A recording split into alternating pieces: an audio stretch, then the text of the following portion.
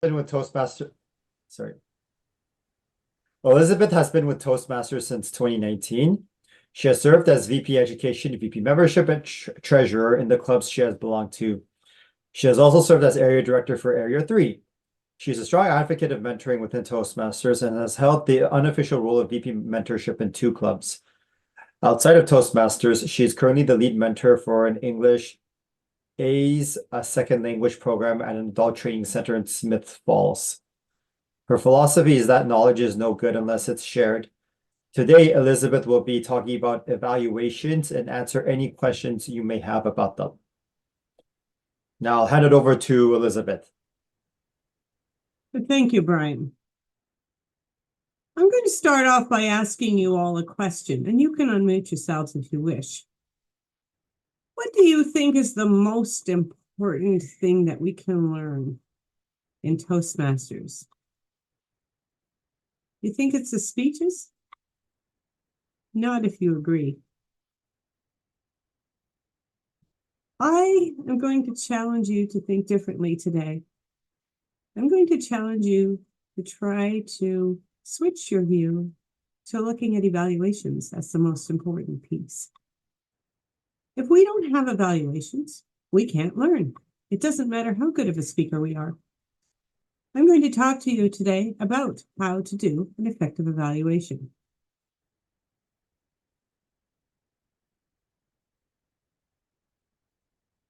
This is working. Oh, here we go. When you're doing an evaluation, there are 3 things you can look at: your content, the structure of the speech, and how the person delivers the speech. A speech evaluation is not about the speaker. It's about the speech. You can use the speech contest ballots as a guide for delivering a speech evaluation. And I'll explain something about that in a few minutes. When you're delivering an evaluation, it's best off if you use I statements instead of you statements. The reason I'm going to give you for this is because when you're delivering an evaluation, you're delivering it to everybody in the room. It's an educational aspect of Toastmasters. So try to use the third person speaker's name versus you. Examples. I really like that Stephen did whatever. The speech would have flowed more smoothly if Stephen had done this. Joe's speech started off with a great hook. You see, I'm not using you there. Key points for each evaluation. Always thank the speaker for the speech. The second piece is on the evaluation form, you will see the objectives for the speech. One of the things that is a good idea to do is right up front say whether the speaker met those objectives. And always end your evaluation with a positive comment. Now, on the slide, it says tailor the evaluation to the member's experience level.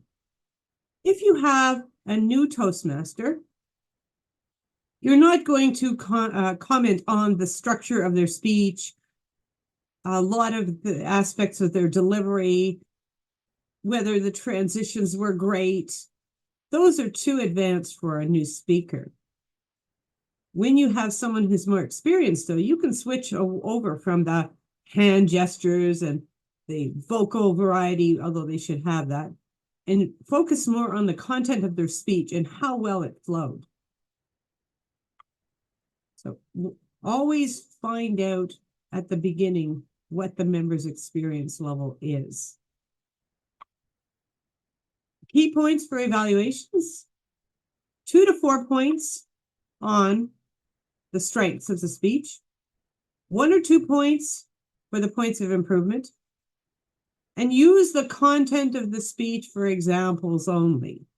Try not to revisit the speech contest. In other words, don't repeat the speech again. Everybody's already heard it, but you can pick little pieces of the speech to use as examples for what you're trying to convey to the speaker and your audience.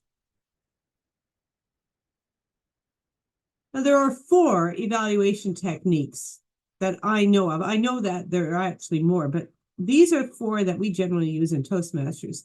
The sandwich style, which is your typical style, that's what's on the evaluation forms for each project.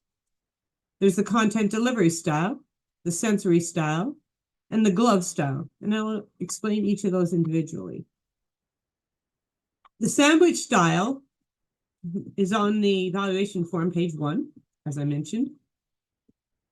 It has 3 sections on the evaluation form: strengths, points of improvement, and then it has a challenge.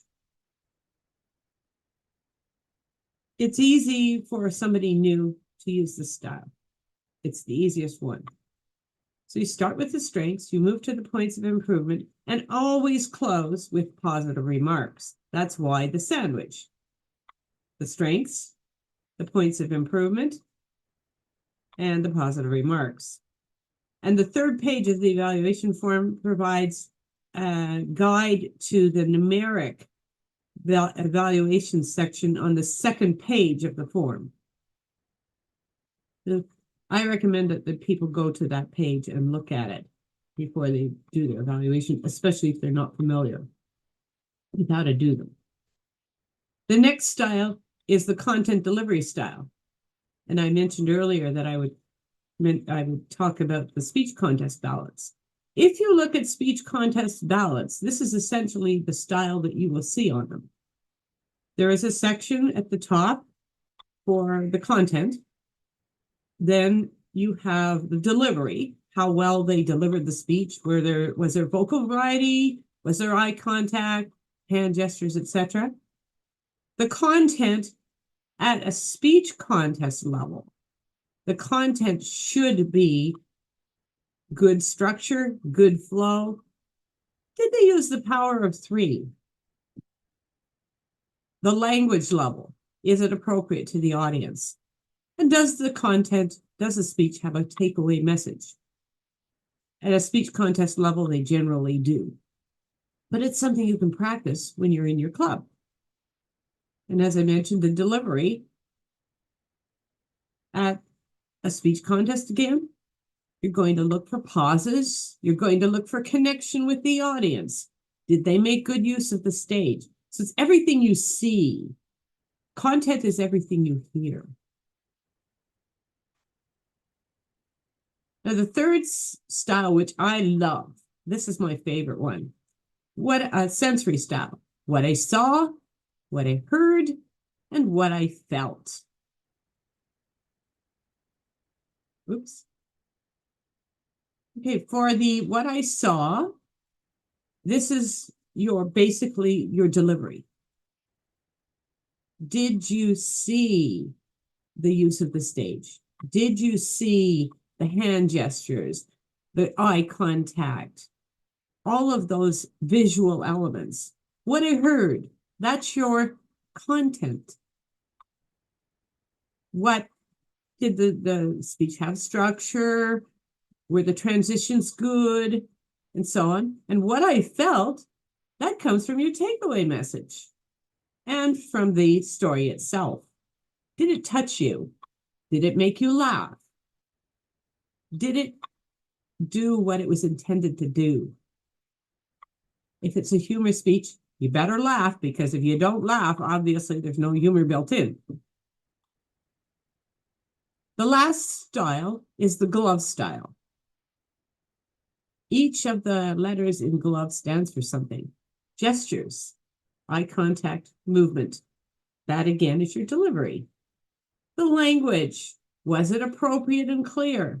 If you're in a room full of executives, you can talk their language. If you're in a room with a bunch of new Toastmasters, it's not much use to them if you start talking about parliamentary procedure, and things like that. So tailor it to your audience. Make sure that you enunciate, that your words are understood. Organization, that's a piece of the content. Structure, transitions, and flow. And again, this is a more advanced piece. So you can't necessarily focus on these things with a new person. This is something that you can focus on. Voice, vocal variety. A new person coming in, you can try and encourage them to use more vocal variety.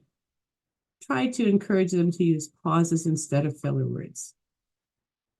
And the E is the enthusiasm, the energy, the emotion. In other words, the audience connection.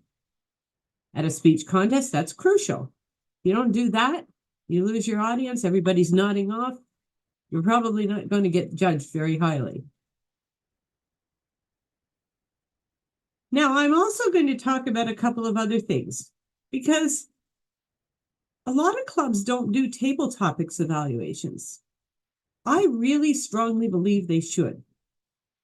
Table topics are actually more appropriate to our day-to-day activities. We have to talk off the top of our heads on a daily basis, where we don't deliver 5 to 7 minute speeches every day. This is why I feel it's really important. You're helping people to develop their impromptu skills so that if they go to their office and their boss meets them in the hallway and asks them a question, they can answer it off the top of their head, just like that. You generally have 3 minutes to deliver all the table topics evaluations, so you have to keep them short. Sometimes what I'll do is, if I hear the same thing from a number of people, I'll say, yeah, so-and-so, this was something that everybody was talking about today. So I group it all together. You can do that just to get it all into that 3 minutes. Now, table topics evaluations, strengths, 1 to 2 points per speech. Was the speech on topic? You're given the topic.